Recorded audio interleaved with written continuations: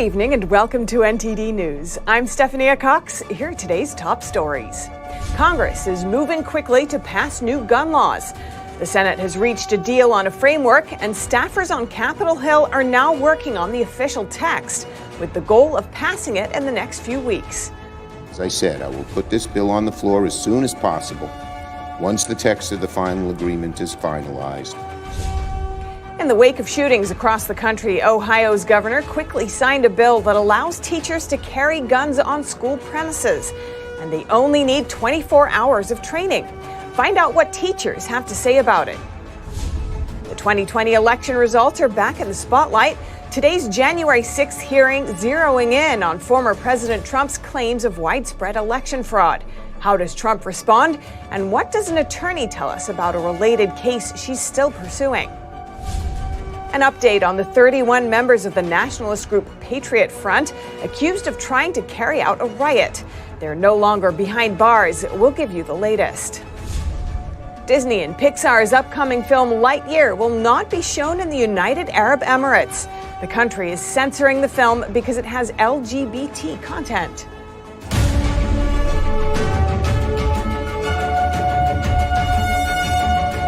Congress is one step closer to passing new gun control laws.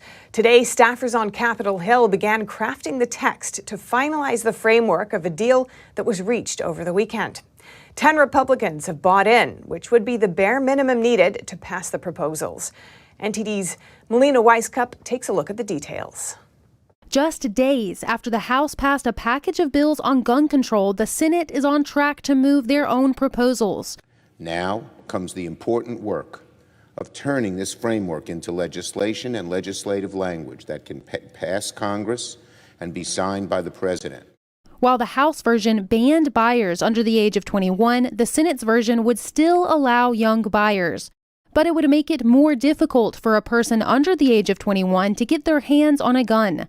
They'd first have to have their mental health and juvenile records checked. All 10 of these Republicans have signed on to the framework so far. It invests in so-called school safety measures and largely revolves around mental health investments.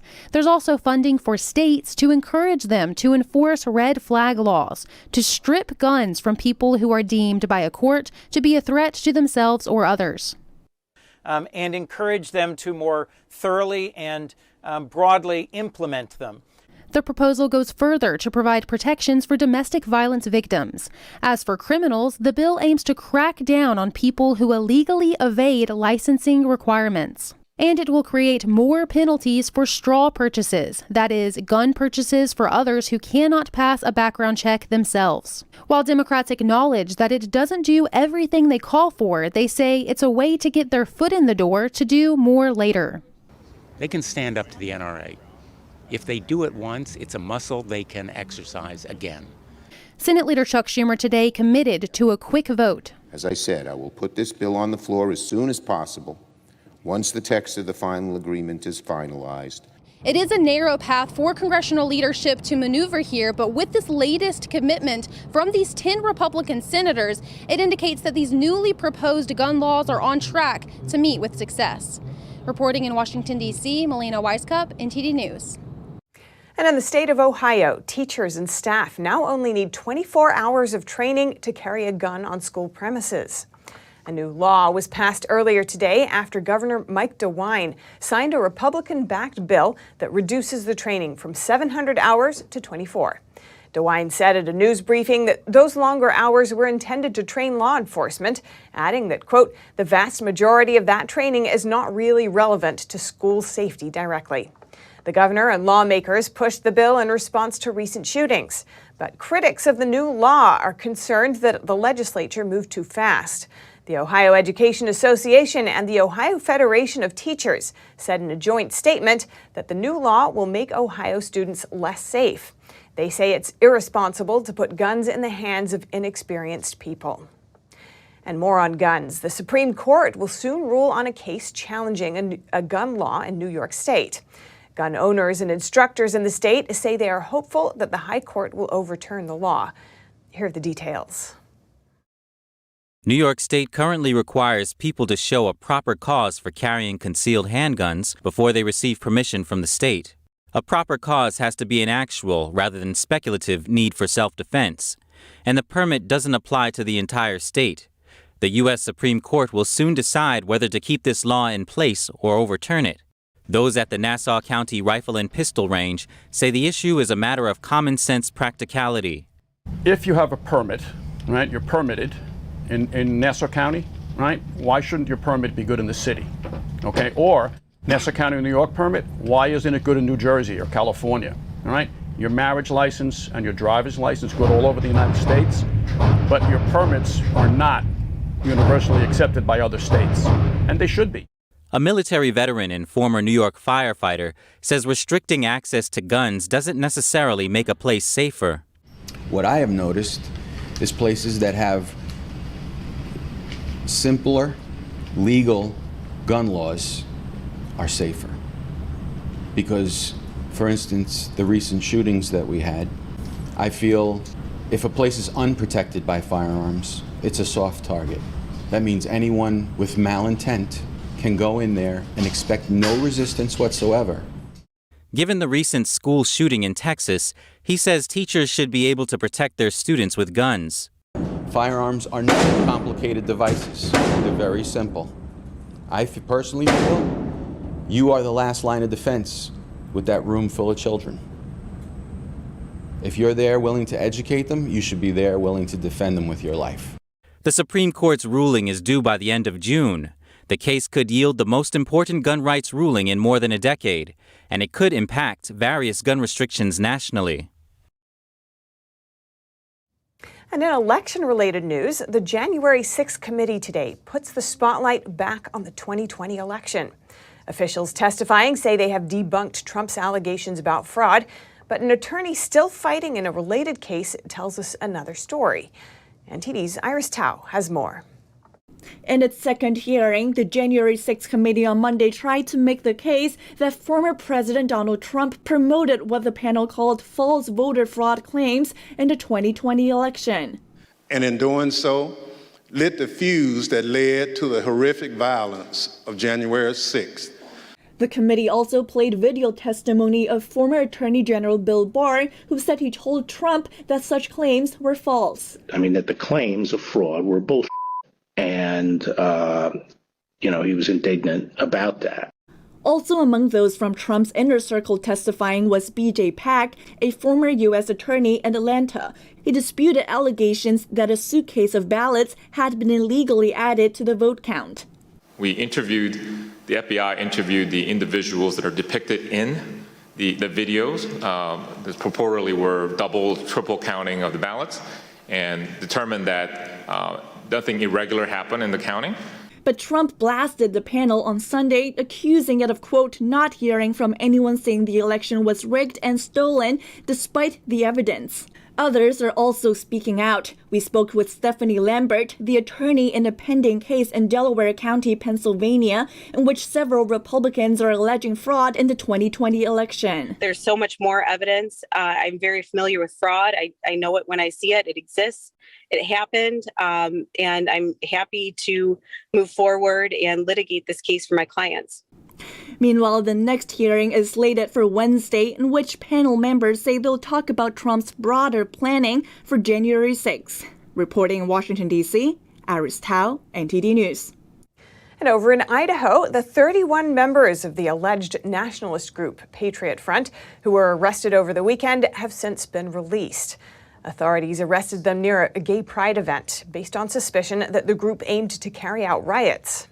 The all-male group was wearing matching gear and standing inside a truck when police stopped the vehicle and arrested them. In a video circulating on the internet, police can be seen lifting up the roller door of a U-Haul truck, revealing the men with their hands already raised in surrender. Of the 31, only one was from Idaho. Inside the truck, police found shields, shin guards, a smoke grenade, and riot gear. The police chief of Coeur d'Alene told AP that police came to know about the U-Haul truck after someone tipped them off. All 31 members were charged with misdemeanor and conspiracy to riot. Their bond was posted at $300 per person. They are free to leave Idaho and will appear in court at a later date. And Disney and Pixar Studios' new movie Lightyear will be in theaters this Friday, but not in the United Arab Emirates. The Middle Eastern nation has banned it from showing due to LGBT content in the movie. Here are the details. And beyond. The UAE's Media Regulatory Office announced Monday that the film Lightyear won't be shown in theaters because it violated the country's media content standards. Commander Hawthorne, The executive director of the office told Reuters that they banned the movie because it includes homosexual characters. The film reportedly features the lead female character in a relationship with another woman and a kiss scene between the two. The UAE goes on to say that it evaluates all movies to, quote, ensure the safety of the circulated content according to the appropriate age classification. Movie theaters in the UAE had already started advertising showtimes for the movie before the ban. Disney has faced recent backlash for including sexualized and LGBT content in its products. A survey by the Trafalgar Group in April asked likely voters in the U.S. News reports reveal Disney is focusing on creating content to expose young children to sexual ideas. Does this make you more or less likely to do business with Disney? 68% said they are less likely to do business with Disney, including 57% who said they are much less likely to. Reporting by Allison Lee, NTD News. Grand Teton National Park in Wyoming is banning a woman from entering the park for 5 years. Authorities say she lied to them in their search for a missing hiker last year. The National Park Service says Heather McCoskey knowingly provided false information and a false report in the search for missing hiker Sian McLaughlin in Grand Teton National Park last June. The woman reported that she saw McLaughlin on the day he disappeared and knew where he was headed. Officials say that subsequent investigation revealed McCoskey never saw anyone matching McLaughlin's description on that day. The relationship between McCoskey and McLaughlin is unclear. The National Park Service says the false report led to over 530 hours in wasted search efforts and investigations, and that it cost the federal government over $17,000. Apart from the ban, officials have also ordered the woman to pay a $17,600 fine. McLaughlin is still missing, and the park says it will continue to search for him this summer. And hopefully he's found without any more delay. And coming up, the California town, once notorious for its high gas prices, is now looking normal as the rest of California catches up. And Californians are abandoning the state in droves. Around 275,000 left last year alone. And a number of them are moving not to Florida or Texas, but to Mexico. That and more here on NTD News.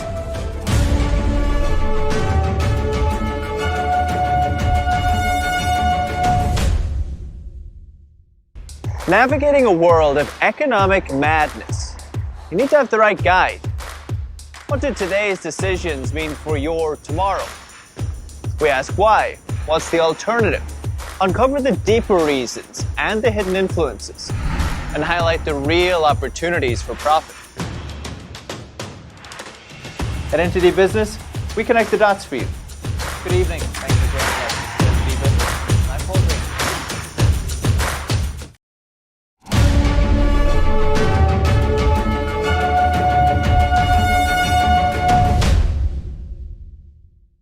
Inflation continues to be a top concern for Americans, with prices for nearly everything going up. Now, an economist for financial services firm Allianz says most of it could have been avoided if the Federal Reserve had acted sooner. NTD's Jessica Beatty has more. Allianz chief economic advisor Mohamed El-Arian told CBS's Face the Nation Sunday that the Fed mischaracterized inflation, and now it's fallen behind. This is going to have enormous economic, social, it hits the poor particularly hard, institutional, and political consequences, and most of it could have been avoided had early actions been taken. He said once you fall behind with inflation, you have to make a choice. Either hit the brakes hard and risk recession, or just tap on the brakes and risk inflation lasting much longer than it should. His comments come as Americans grapple with the worst inflation report in just over 40 years. The Consumer Price Index shows prices rose 8.6% year over year in May. Food prices are up 10%, gas is up nearly 50%, shelter is up 6%. Former Congressman David Brat says inflation is here to stay for now. He's the current dean of the School of Business at Liberty University in Virginia. He told NTD's Capital Report on Friday the Fed's been printing way too much money. This dilutes the value of money already in circulation. And so just a couple months ago, the Fed was still printing 24% increases in money supply. Then it went down to 12. But it's not down to 12. It's still 12% increasing the money supply. And so they should be increasing the money supply by the amount of GDP growth you have, which is only about 2%. Economists describe inflation as too many dollars chasing too few goods. Meanwhile, former Treasury Secretary Larry Summers predicts the U.S. will enter a recession in the next year. He told CNN's State of the Union Sunday that a combination of high inflation and low employment is almost always followed within 2 years by a recession. I think there's certainly a risk of recession in the next year. And I think given where we've gotten to, it's more likely than not that we'll have a recession within the next 2 years. Summers' statement was in response to a question about recent comments by Treasury Secretary Janet Yellen. She told CNBC last week she didn't think the U.S. will have a recession. Thank you so much. Jessica Beatty, NTD News. And staying with inflation, last year a small California town was featured for having the most expensive gas one could find. Now its prices are nothing special, as almost everywhere else has caught up. NTD's Eileen Ang has the story. The small coastal town of Gov't, California, about halfway between San Francisco and Los Angeles, made headlines last year when its gas prices hit $7.59 for a regular gallon of gas and $8.49 for premium. Now it's at $8.79 for regular and $9.79 for premium.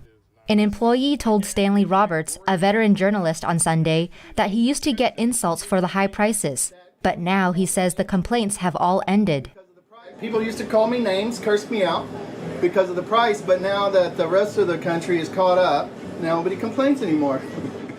The average price in California currently is $6.43 per gallon. Nationally, it's $5.01.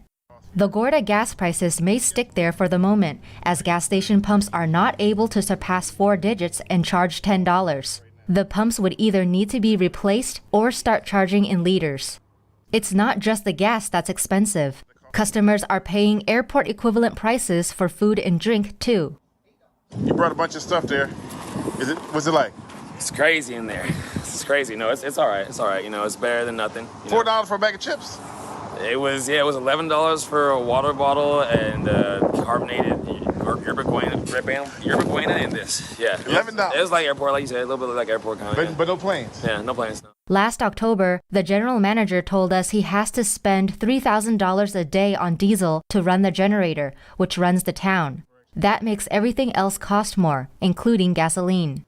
He said there's a gas station 12 miles south with similar prices, and another station 40 miles north.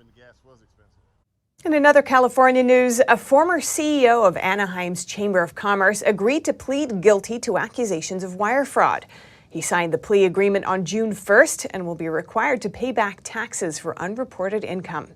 NTD's Daniel Hall brings us the details. Todd Ament, former CEO and president of Anaheim's Chamber of Commerce, has agreed to plead guilty to a range of financial accusations. He allegedly committed tax fraud, money laundering, received illegal kickbacks, and defrauded COVID-19 pandemic relief funds for personal use.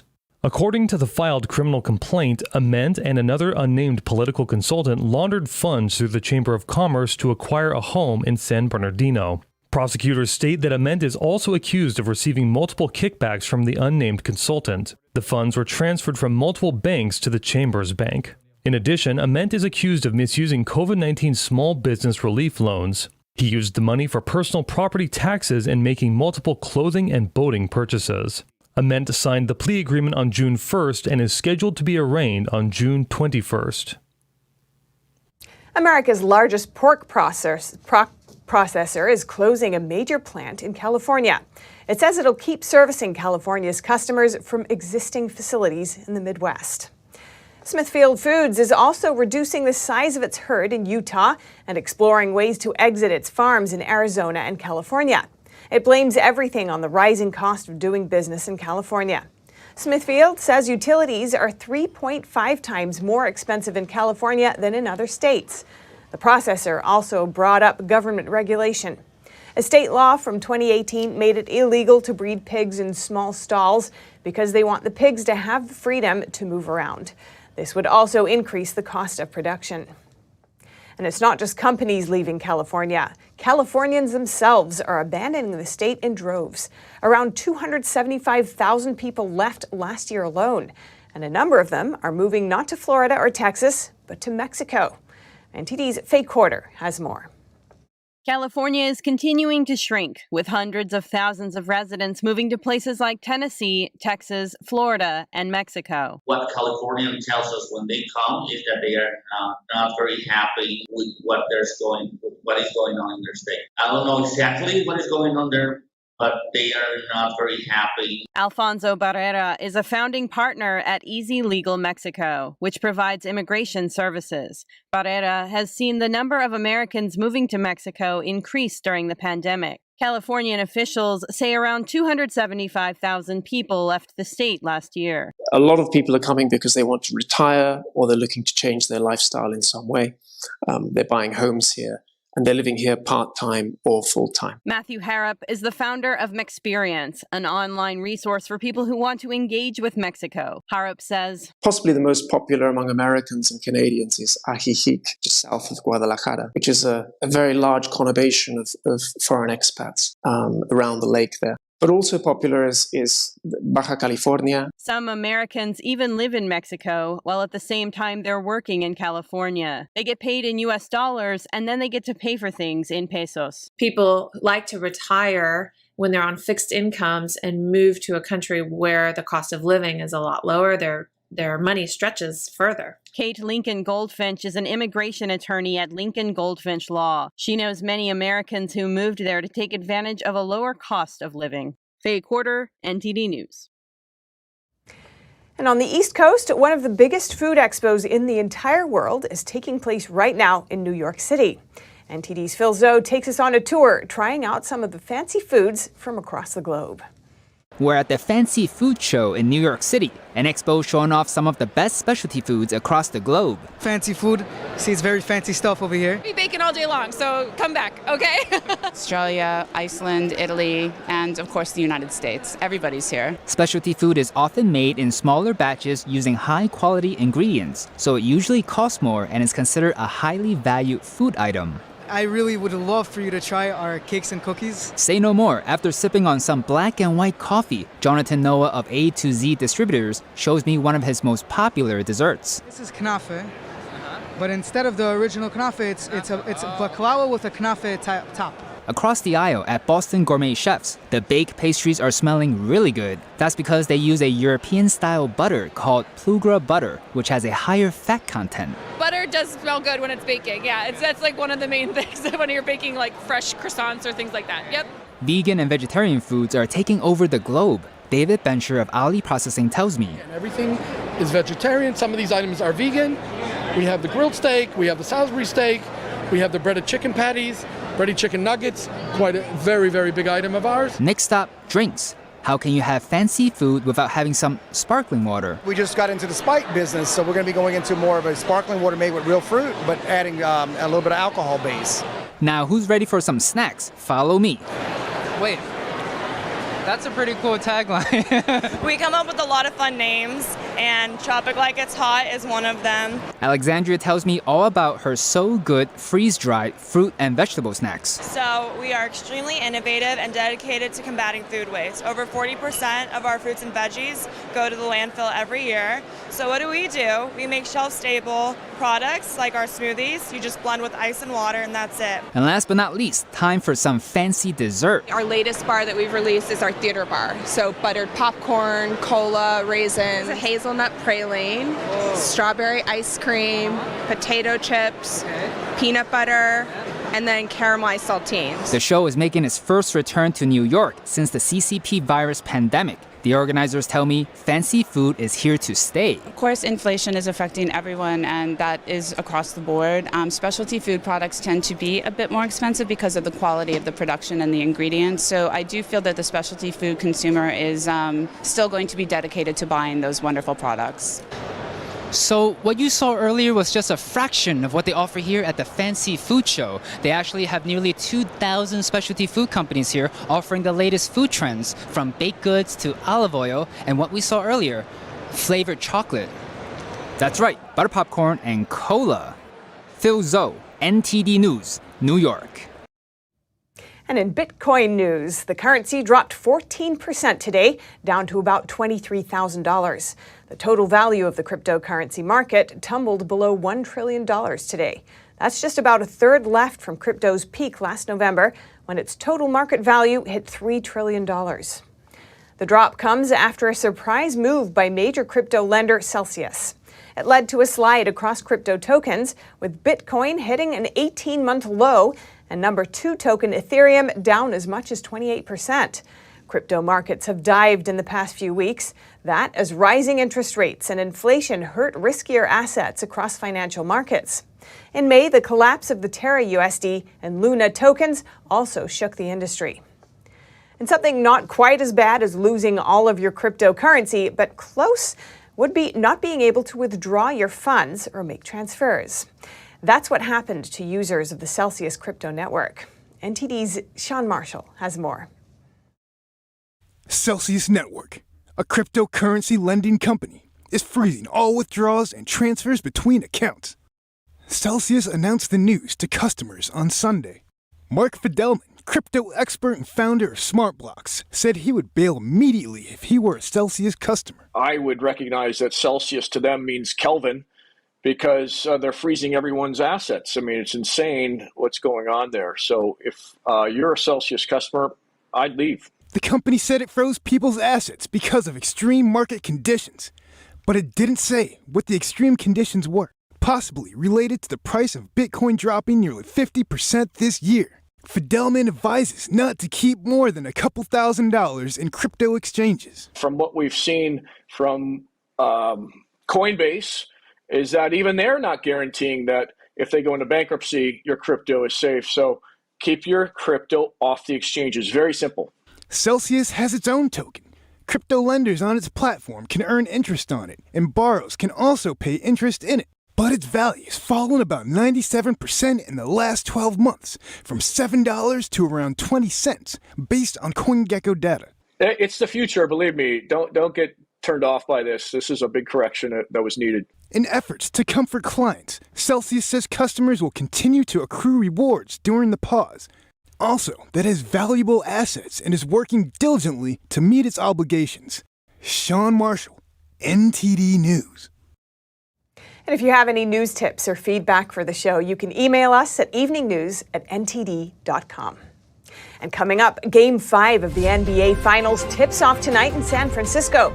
NTD's Dave Martin breaks down the current leader for Series MVP while highlighting the struggles of a fellow All-Star. Do Chinese-made vaccines cause cancer? 1,000 Chinese citizens and their families say they suspect just that. And we spoke with some of them. Find out more in just a moment here on NTD News.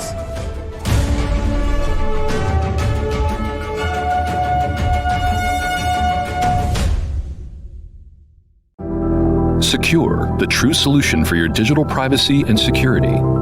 Secure is a private and secure messaging and email solution hosted in Switzerland, using military-grade encryption and Swiss privacy laws, giving you true privacy. Secure is 100% private and does not collect or sell any of your personal data. Secure's Helix technology connects you securely to our Swiss servers without the need of a VPN, guaranteeing privacy and security for all your communications. Secure Messenger doesn't require your phone number or any personal data that hackers target. Chat by Invites allows you to chat privately and securely with anyone outside of your secure network without the need for others to download Secure. Secure Send offers you a private and secure way to email anyone outside of Secure. You won't find this level of privacy or security on any other email or instant messaging application. Visit secure.com. Regain and protect your privacy today.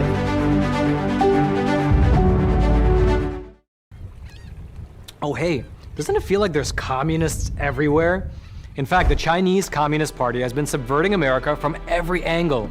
So whether it's compromising our politicians, controlling Hollywood, manipulating Wall Street, or infiltrating our schools, they have stopped at nothing to take down America.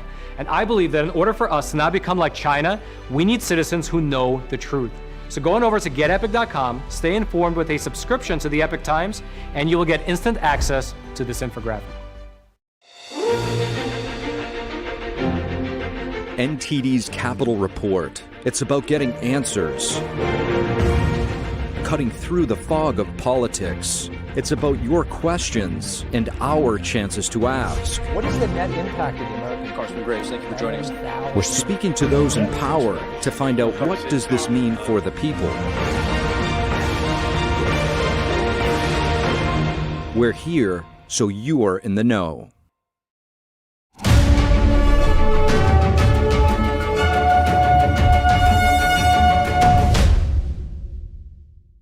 And now over to sports news. Here's NTD's Dave Martin with today's top stories.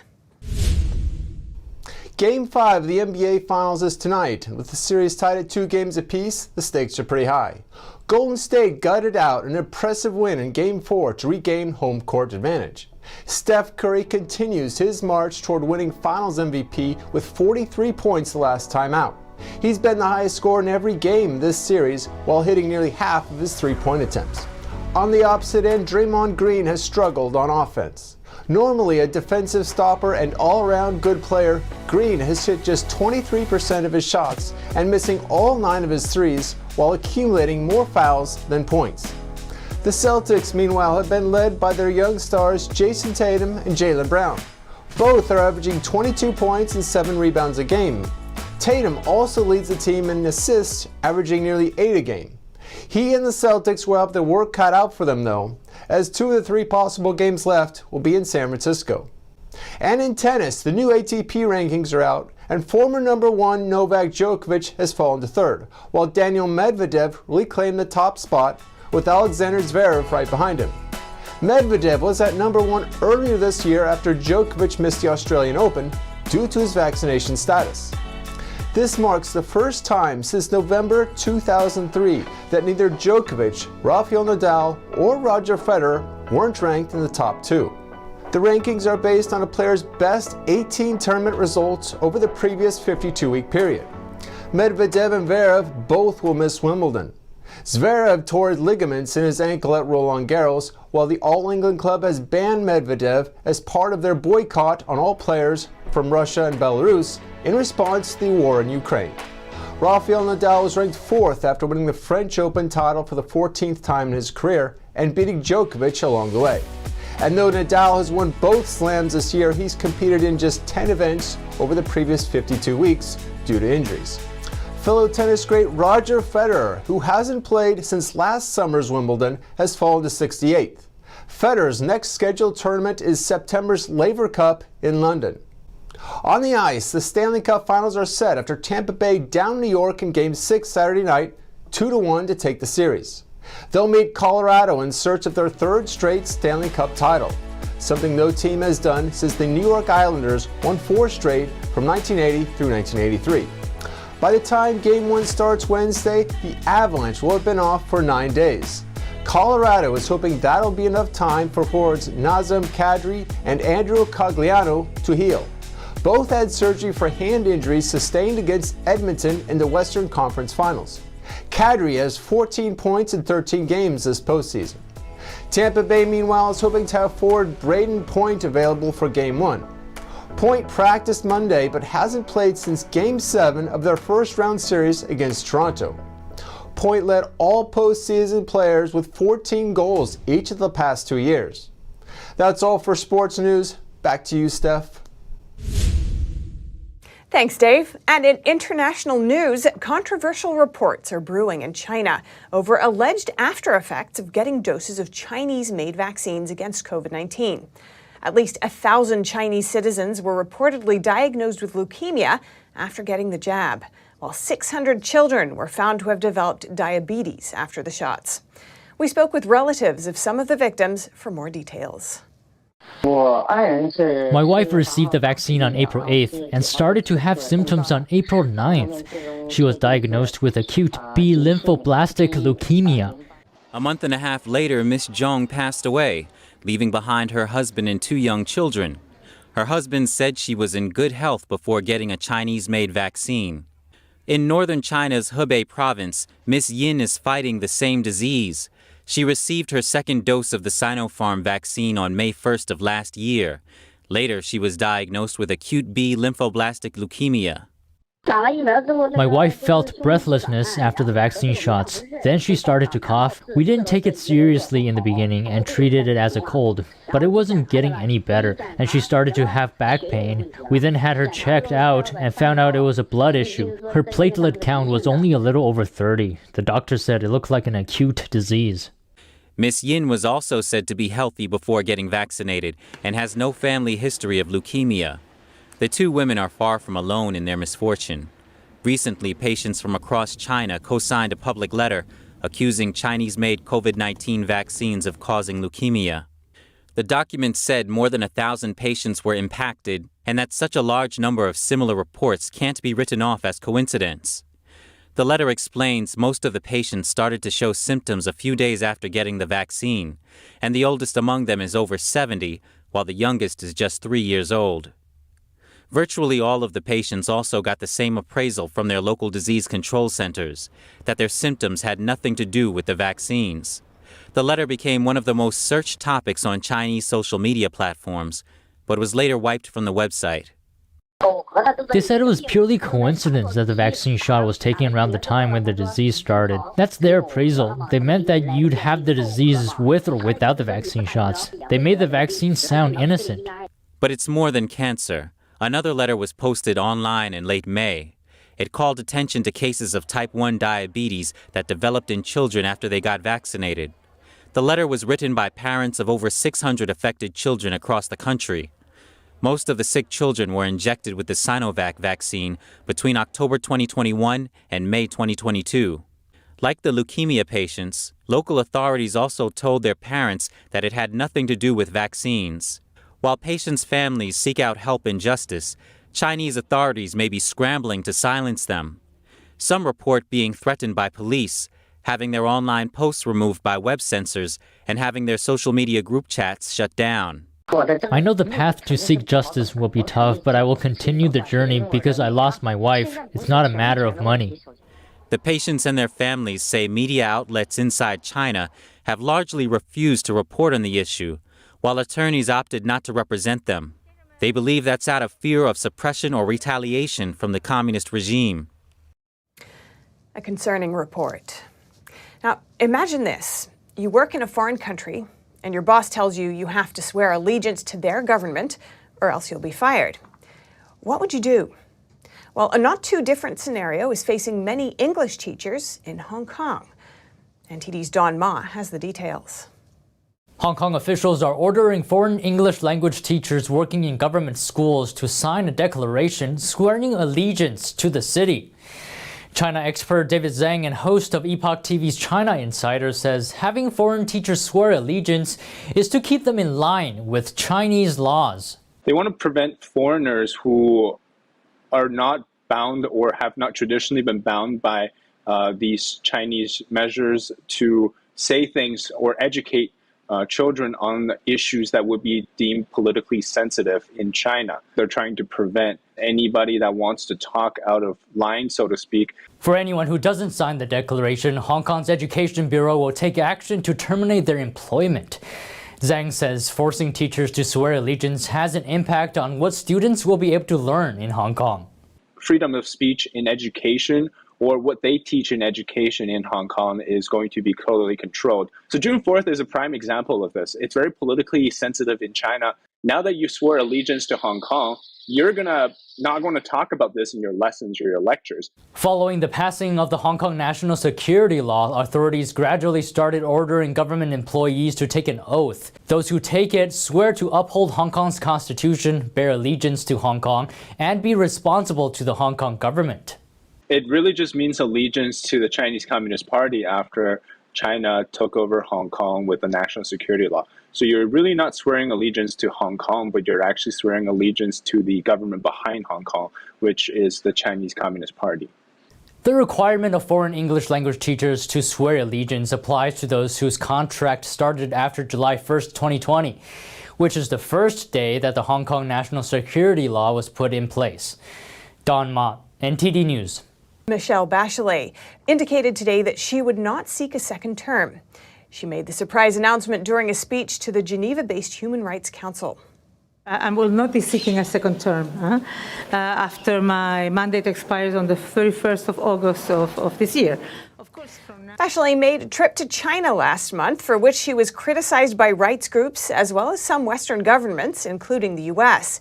Critics said the conditions imposed by the Chinese authorities on the visit did not enable a complete and independent assessment of the rights environment. Bachelet denied that the criticism had anything to do with her decision, saying that she had made up her mind even before going to China. She said she was motivated by the fact that she wanted to be closer to her family and her home country, Chile. And over in Ukraine, the bodies of 220 fighters from the Azovstal steelworks have been returned after an exchange with Russia. That's according to a former Ukraine National Guard commander who said just as many bodies remain. Here are the details. The bodies of more than 200 Ukrainian fighters are still yet to be retrieved from the Azovstal steelworks in Mariupol. That's according to the former commander of Ukraine's Azov National Guard regiment in footage he posted on his Telegram channel on Sunday, weeks after Russia claimed full control of the southern port city. Maxim Zhorin said that under the terms of a recent exchange, 220 bodies of those killed in Azovstal had been sent to Kyiv. Just as many bodies still remain in Mariupol, and now negotiations are going on about further exchange and returning them home. Absolutely all the bodies must be returned home, and we will work on this. Hundreds of fighters holed up in the steelworks were taken into Russian custody in mid-May. However, many were also killed during Russian attacks on the plant and the city. And now the very difficult work begins, very difficult processes regarding the identification of the bodies. The fact is that most of these bodies are in a very bad condition, and it is impossible to identify them visually, for example. DNA testing and servicemen's uniforms and insignia will be used to help with the identification, Zorin said. Mariupol has been reduced to a wasteland after months of siege and bombardment that Ukraine says has killed tens of thousands of people. Coming up, a popular parade in Oregon resumed after a 2-year pandemic break, and a California-based marching band traveled to Portland to participate. And a photographer dedicates himself to capturing waves of the Pacific Ocean. He's taken photographs from inside some of the world's most dangerous and inaccessible waves.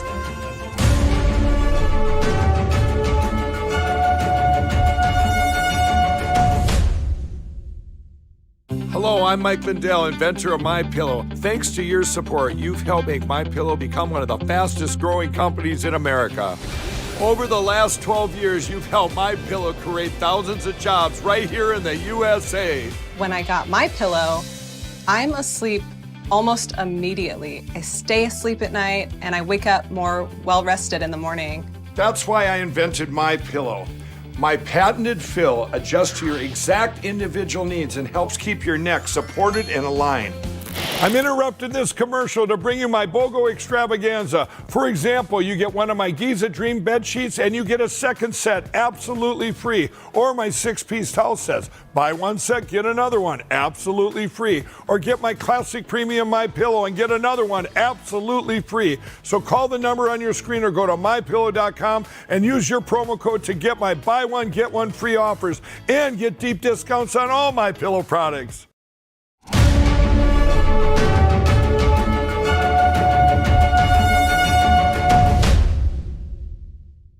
Community events are back after the pandemic, and people are going to great lengths to be involved again. A San Francisco Bay Area-based marching band participated in the Grand Floral Parade in Portland, Oregon over the weekend. We followed them on their journey to hear why they made the long trip.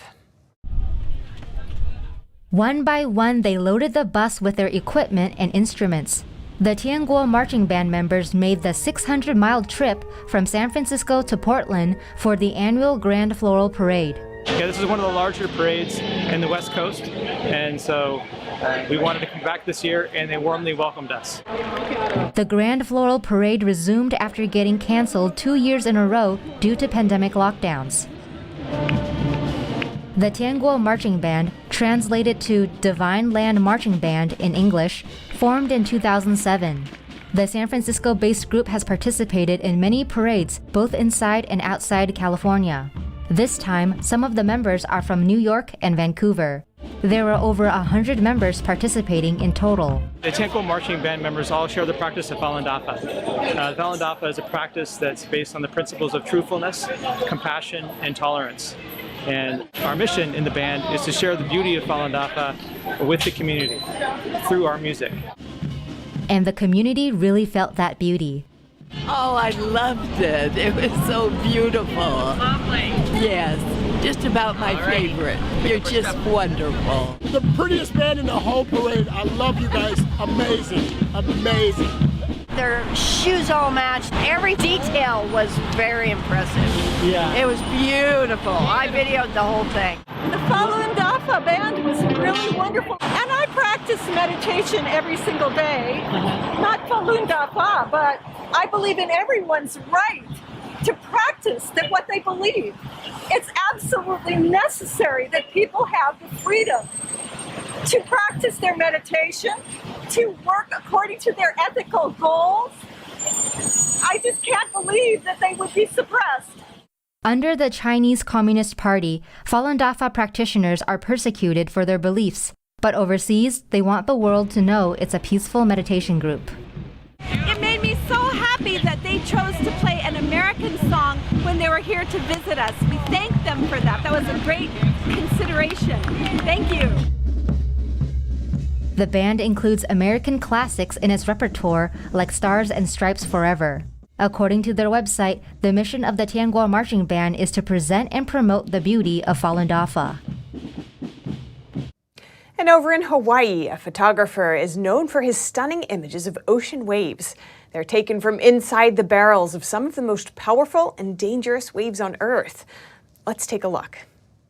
My name is Clark Little, and I am a wave photographer from the North Shore of Oahu.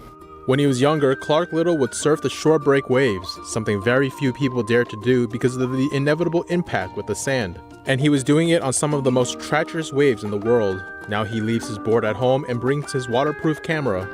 Shore break is so beautiful and scary at the same time. Like I said, I used to surf the shore break, so it's my comfort zone. I like sand bottom. I think it has more aqua, beautiful colors. Little just released a new book that chronicles his last 15 years of capturing the beauty of waves. Called The Art of Waves, the book has more than 150 of his favorite images. The book came out about a month ago, and gosh, it's awesome. I'm so stoked on the whole, just how it turned out and getting all the support. That support includes testimonials from top athletes who surf these same waves. Kelly Slater, one of the most decorated athletes in professional surfing, got to know Little decades ago. He wrote the foreword to the new book. Clark's so connected with what he's looking at. It seems so natural to him. It just struck him one day to start capturing it.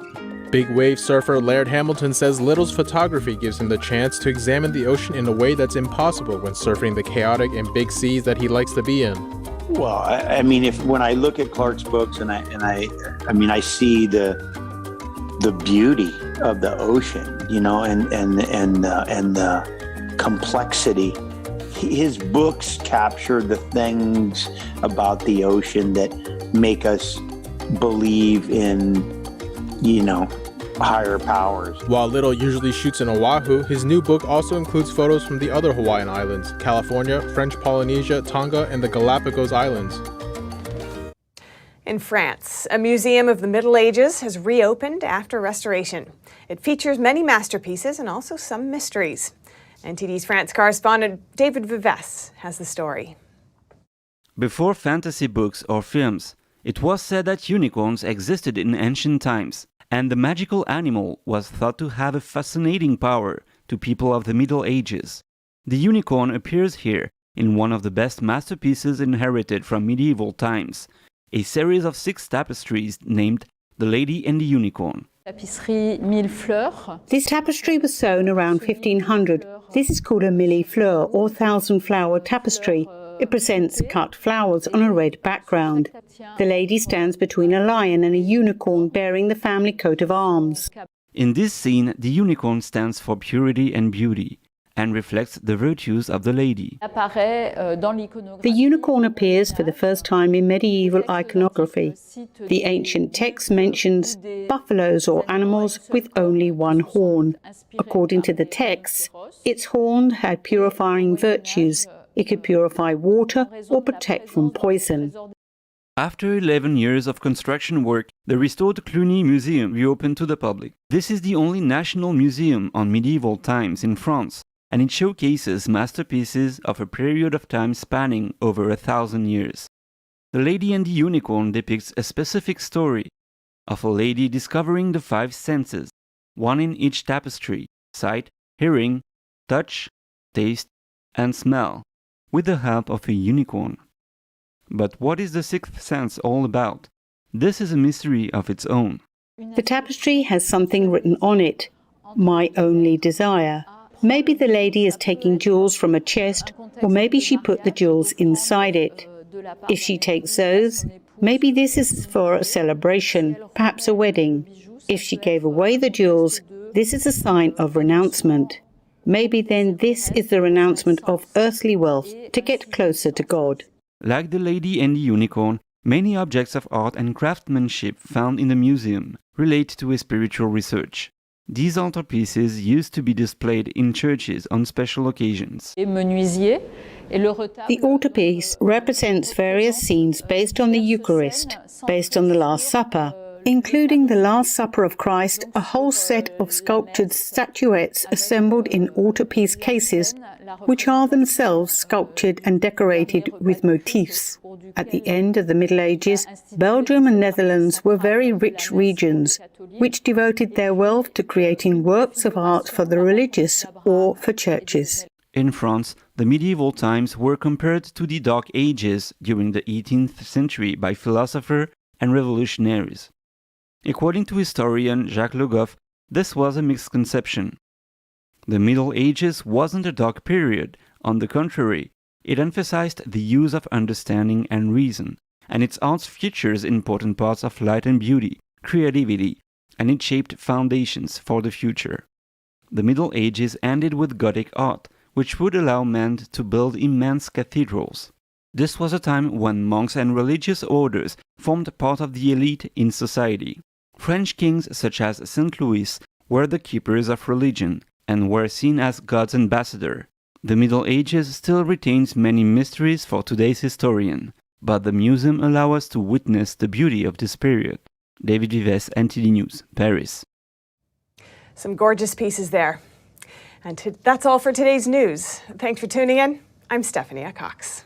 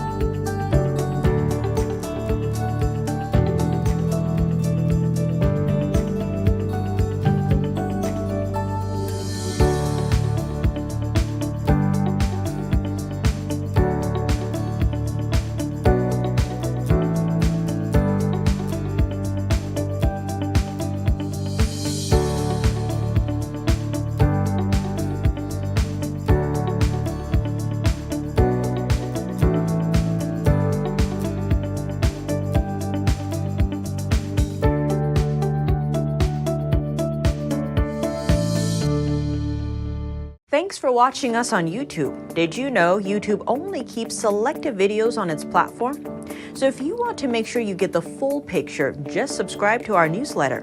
Go to newsletter.ntd.com and sign up. It's free.